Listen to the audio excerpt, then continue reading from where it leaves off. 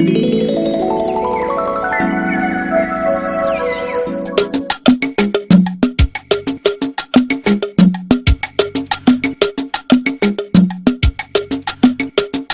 la forêt, là, nous, humains, on est foutus. Sans la forêt, il n'y a pas de vie. Avant, c'était la forêt. L'homme, les forêts classées, constituent pour nous des écosystèmes sur lesquels nous devons avoir nos regards. Et c'est pour cela que nous devons être en mesure de contrôler toutes les activités et renforcer le reboisement autour de ces forêts classées. Le voile est ainsi levé sur les motivations réelles du programme de gestion des forêts et terroirs riverains PJFTR.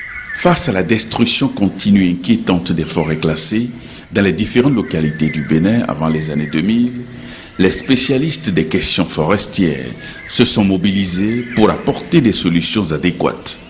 Grâce à l'appui de la Banque mondiale, à travers le Fonds pour l'environnement mondial, l'unique initiative ayant une vision sur le long terme dans le domaine forestier est devenue une réalité pour tenter de réparer les décennies de mise à mal des ressources forestières.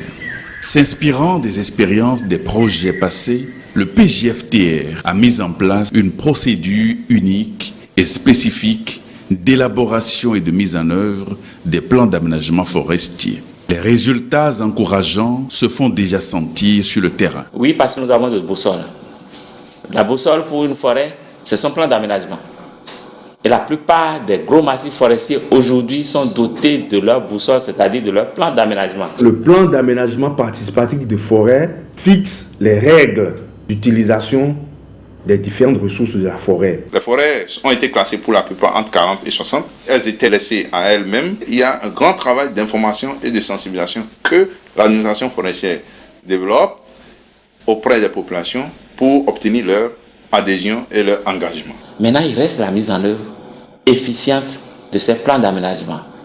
Et cette mise en œuvre efficiente ne pourrait s'opérer que si effectivement nous trouvons encore d'autres manières d'utiliser la forêt. C'est à partir de là qu'on a sauté le verrou de la police forestière où l'administration était véritablement à la poursuite en fait de la population. On travaille ensemble avec les populations à travers les commissions techniques pour arriver sur des consensus. Au début, ils étaient réticents.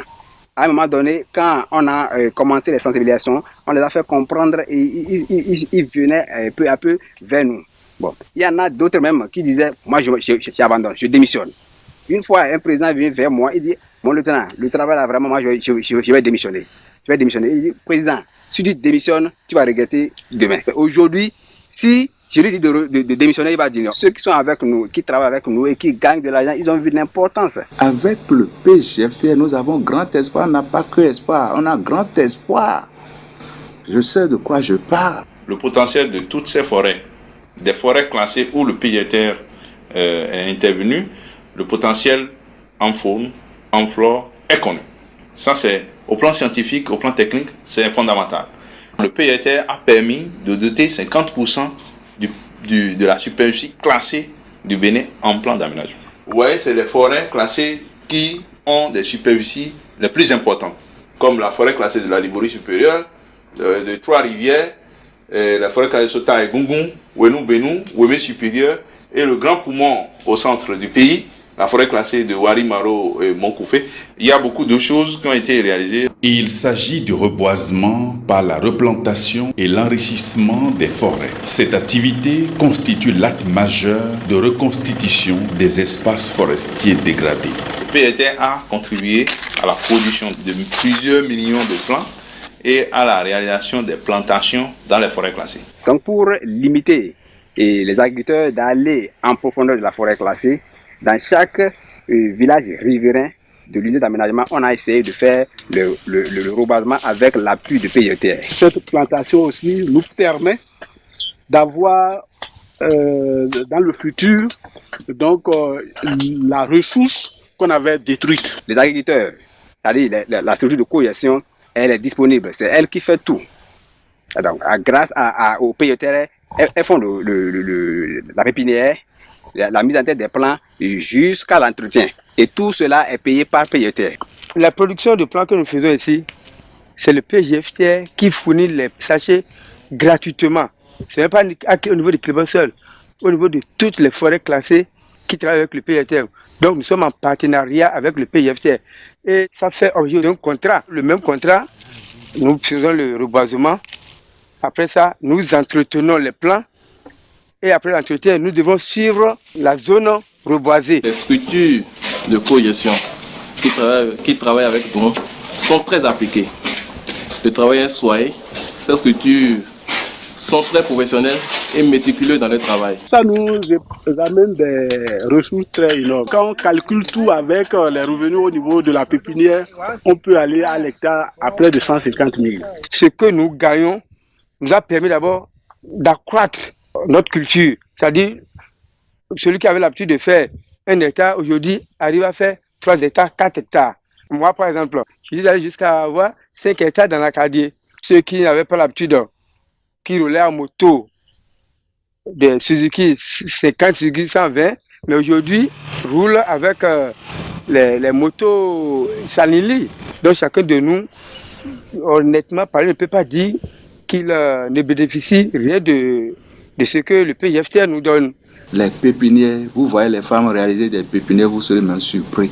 D'ici 10 ans, nous allons comprendre que la forêt sera régénérée. Ici, déjà, c'était un champ de soja. Aujourd'hui, ils ne sont plus là. La mise en œuvre des plans d'aménagement forestier est accompagnée de techniques améliorées de production agricole. Partie du constat que l'agriculture extensive est nuisible pour les forêts classées, l'administration forestière béninoise, en charge de la mise en œuvre du PGFTR, encourage la pratique de nouvelles méthodes culturales avec l'appui des CARDER. Parmi les facteurs de destruction des forêts, l'agriculture occupe une place importante. Nous avons développé des formations vis-à-vis des agriculteurs en système amélioré de production et en gestion conservatoire des eaux et des sols. Ça permet de sédentariser les agriculteurs, ce qui évite vraiment qu'ils se déplacent pour détruire la forêt. Avec donc, la pratique au cours donc, de l'expérience passée, nous avons constaté qu'il y a eu un accroissement de rendement qui a dépassé même une tonne 3. Les résultats enregistrés dans l'élaboration et la mise en œuvre des plans d'aménagement forestier, ainsi que dans d'autres composantes du projet, résident dans les spécificités du PGFTR. C'est un projet original, conçu pour être proche de la réalité. La particularité du PGFTR, c'est que c'est le personnel forestier lui-même qui est sur le terrain, qui travaille. Et tout ce que on peut, compter comme acquis du PGFTR, il faut dire que ça profite l'administration forestière, ça profite le personnel forestier. Nous voulons bâtir sur du durable. Le durable, là, c'est l'administration. Et c'est pour la première fois que vous verrez au Bénin un projet mis en œuvre par une administration. Un projet qui ne donne des résultats que par l'administration. Et j'en suis heureux parce que c'est ce projet qui permet aujourd'hui à la Direction générale des forêts et des ressources naturelles de se doter d'un plan de travail annuel rigoureusement suivi. Sans trop se jeter des fleurs, ce projet aujourd'hui fait école. Ce projet aujourd'hui est modèle. Toute l'administration forestière participe à l'exécution du PGFTR. Les tâches d'aménagement, de surveillance, de contrôle et de gestion du contentieux sont réparties entre les différentes constituantes du personnel opérationnel.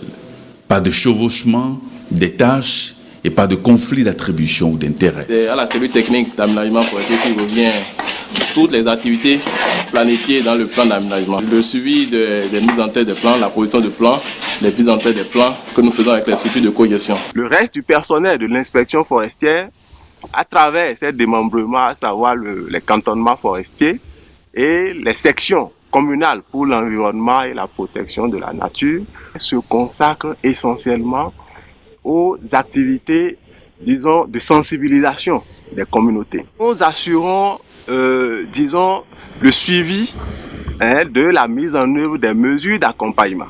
Ça, c'est des actions qui s'effectuent essentiellement au niveau des terroirs. Dans le but d'éviter la pénurie du personnel qui pourrait faire obstacle à l'exécution du PGFTR, selon le planning prévu à sa conception, l'administration forestière a procédé à différents recrutements d'agents. L'un des objectifs clés du programme de gestion des forêts et terroirs riverains, ce sont les plans d'aménagement. Pour la mise en œuvre de ces plans d'aménagement, le programme de gestion des forêts et terroirs riverains a forcément besoin d'une cellule technique d'aménagement.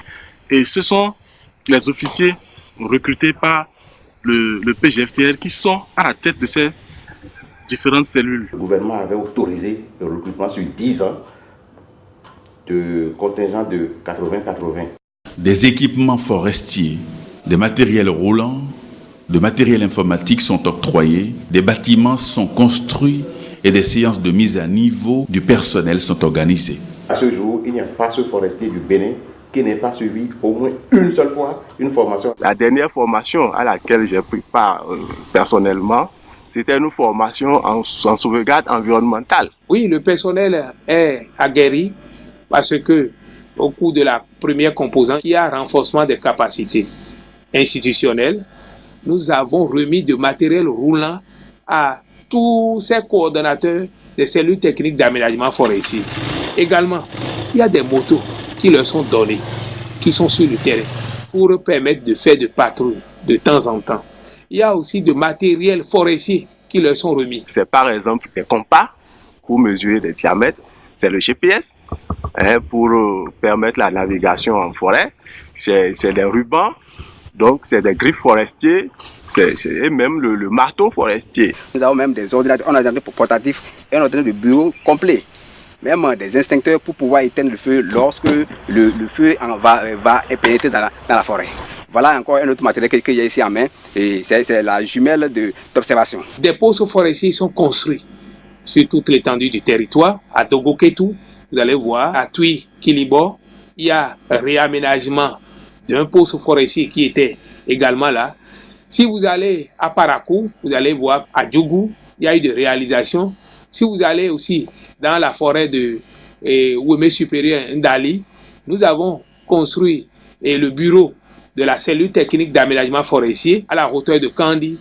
Des bureaux sont construits pour les cellules techniques d'aménagement. Pas de surprise donc que le résultat soit au rendez-vous dans la conduite du projet, notamment la gestion et l'utilisation rationnelle du bois énergie par les populations sans porter atteinte à la conservation des forêts classées. Les marchés ruraux de bois installés dans les zones de couverture du projet donnent des résultats qui satisfont les différents acteurs. C'est les populations organisées en structure locale de gestion des forêts qui mettent en place une structure de gestion de ces marchés. C'est un bon bénéfice qu'on gagne dedans. On ne savait pas, ceux qui vendaient leur charbon, comment faire pour leur prendre au moins un franc, pour que le village en aura quelque chose. Et aussi, on ne savait pas comment faire pour que la mairie aussi va en bénéficier. Lorsque le charbon vient de la forêt classée, les femmes cousent et elles gagnent, elles ont un revenu. En dehors de ça, il y a les revenus que nous partageons. On nous envoie les coupons. L'argent collecté sur ces coupons est partagé entre les divers acteurs, que sont l'État central qui est le trésor public, qui perçoit 10%, la commune a droit à 40% et le village à 50%. Donc vous voyez que ça profite plus au village. La commune peut utiliser ces fonds-là pour travailler dans le village ou dans d'autres villages de la commune. Avec le plan de gestion, avec la vente des bois, je veux parler des marchés ruraux de bois, nous aurons des redevances. Et ces redevances vont contribuer donc à engrossir, c'est-à-dire la caisse de la mairie. Avant l'avènement des marchés ruraux de bois, ces tas sont reversés entièrement au trésor public. Les marchés ruraux de bois sont le moyen qu'on a trouvé pour regrouper tout ce qu'il y a comme quantité de charbon qui est produite au sein et tout autour d'une forêt.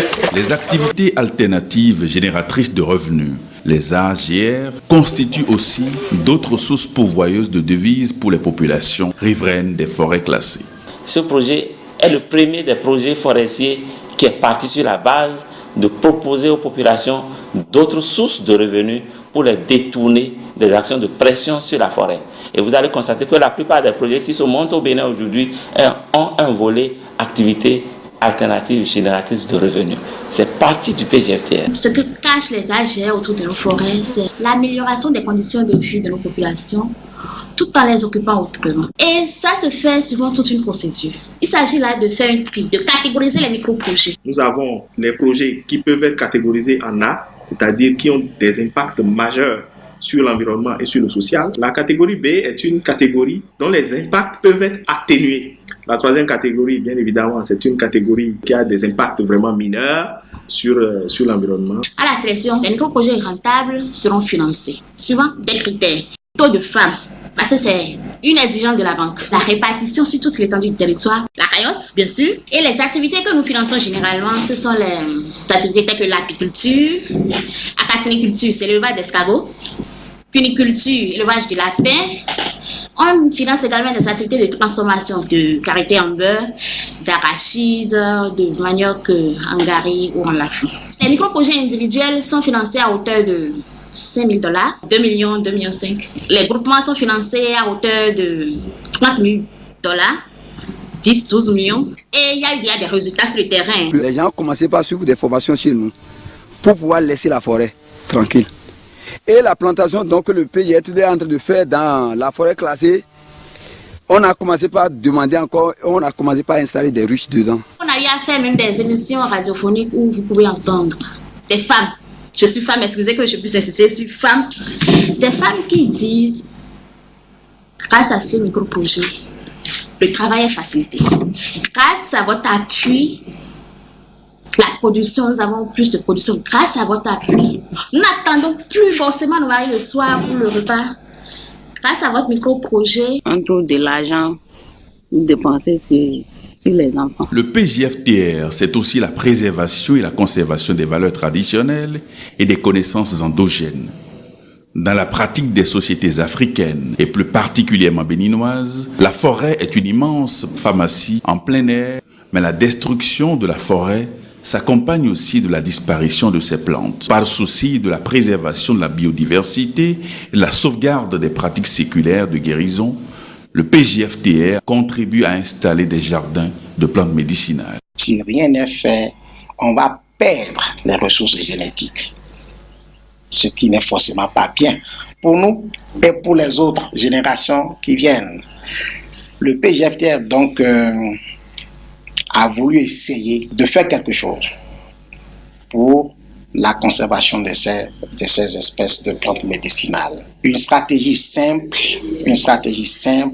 est donc la promotion des jardins de plantes médicinales, de manière à impliquer les parents qui détiennent le savoir, les guérisseurs. Donc, dans le terroir de Djidja, le PGFTR a financé disons un jardin de plantes médicinales qui a permis d'avoir des résultats. Je remercie vivement le PGFTR et tous les agents des eaux et forêts. Nous étions à la recherche de secours pour sauver plusieurs espèces de plantes médicinales en disparition. Quand nous nous sommes rapprochés d'eux, ils ont accepté de nous aider. Ils nous ont aidés à avoir certaines espèces comme l'iroko, le moringa et plusieurs autres. Nous avons quand même essayé de coucher sur papier les espèces conservées sur le jardin. Tout ce savoir est consigné dans un document que nous avons intitulé Atlas ethnobotanique. Toutes ces activités se sont effectuées dans le strict respect des normes environnementales, comme l'exige le bailleur qu'est la Banque mondiale, mais aussi les lois nationales. En effet, avant même le démarrage du projet, tous les aspects relatifs à un suivi environnemental et social ont été prévus et consignés dans un document appelé Cadre environnemental et social. C'est un domaine très sensible pour la survie de la population et les bailleurs de fonds, notamment la Banque mondiale, sont exigeants sur ça. C'est une tradition que après le piquetage, lorsque nous faisons la plantation, que pour matérialiser là où les plants ont été mis en terre, nous accrochons le sachet au niveau donc du piquet. Cela veut dire que nous introduisons en forêt une grande quantité de matière plastique et qui pourrait avoir des répercussions sur la qualité du sol et sur l'environnement en général. C'est pour ça que pour éviter,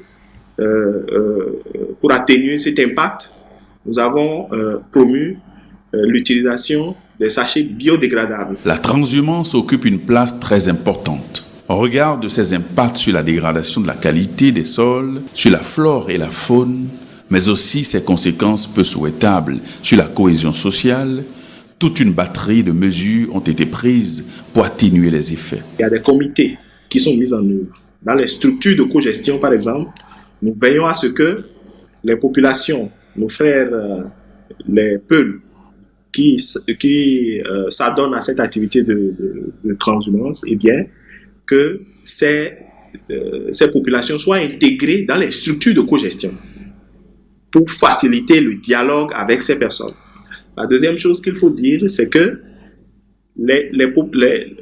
au sein des forêts, nous avons tracé ce que nous appelons les couloirs de passage. Et donc, les populations sont sensibilisées pour que les troupeaux puissent passer à l'intérieur donc, de ces couloirs de passage. Le piétinement des animaux, le broutage, ainsi de suite, ça dégrade le couloir de passage. Donc, le PGFTR a prévu, donc, dans les actions d'atténuation, que des espèces fourragères qui sont les plus affectées par le bétail soient périodiquement introduites dans ces couloirs de passage pour permettre donc que, eh bien, ces couloirs de passage ne soient pas dégradés.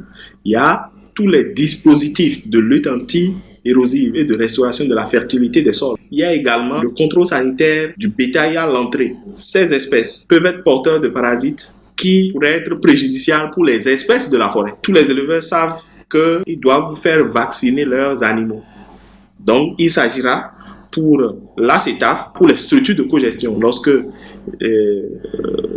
un troupeau entre dans un couloir de passage, de voir est-ce que ces carnets-là sont à jour. Quand ceux-là viennent avec les structures de cogestion, alors ils se font enregistrer. Ils prennent alors le permis de pâturage. Et ainsi, maintenant, ils paient alors les contributions pour faire le pâturage. Si bien qu'il n'y a pas trop de conflits entre agriculteurs et éleveurs. Les résultats exceptionnels obtenus après 5 ans de mise en œuvre du PGFTR ont convaincu la Banque mondiale à revoir les ambitions à la hausse. Avant même le terme de la phase initiale, une prolongation des activités du PGFTR est négociée et accordée dans un délai très court pour un financement additionnel plus important que celui de la première période. Des ressources à consommer en 3 ans, soit moins d'un tiers du temps de mise en exécution de la phase initiale. Et décidément, le PGFTR est le projet de tous les records. C'est la première fois que nous obtenons ce système de financement au Bénin. Après, il y en a eu. Mais l'expérience du PGFTR, où on est clôturé en 2013, et immédiatement en 2013, le bailleur a pu mettre à notre disposition un financement additionnel. On n'a pas eu un jour de vacances. Cette phase additionnelle a 3 sources.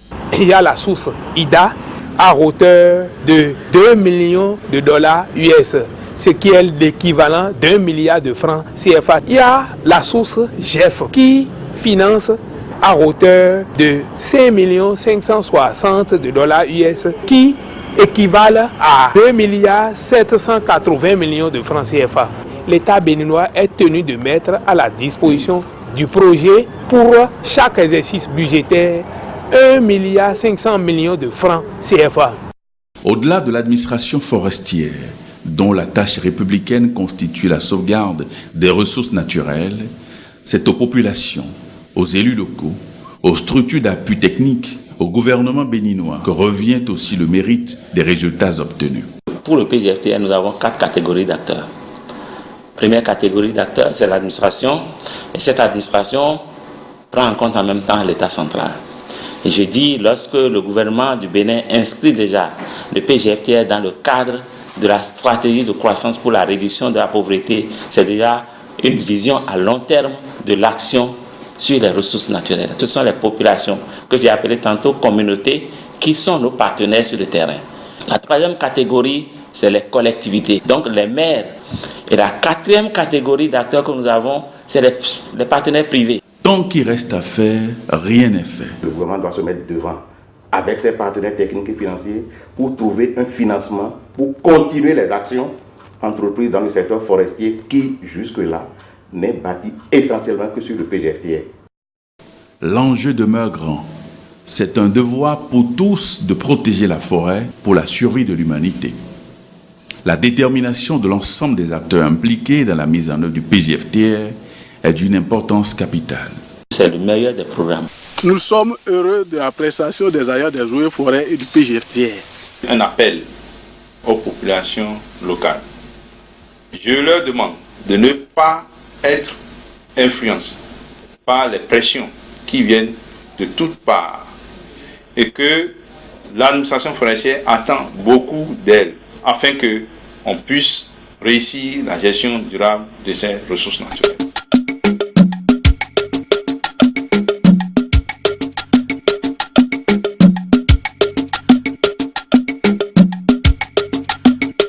Olúwa ọlọ́lá ṣe mí lẹ́ni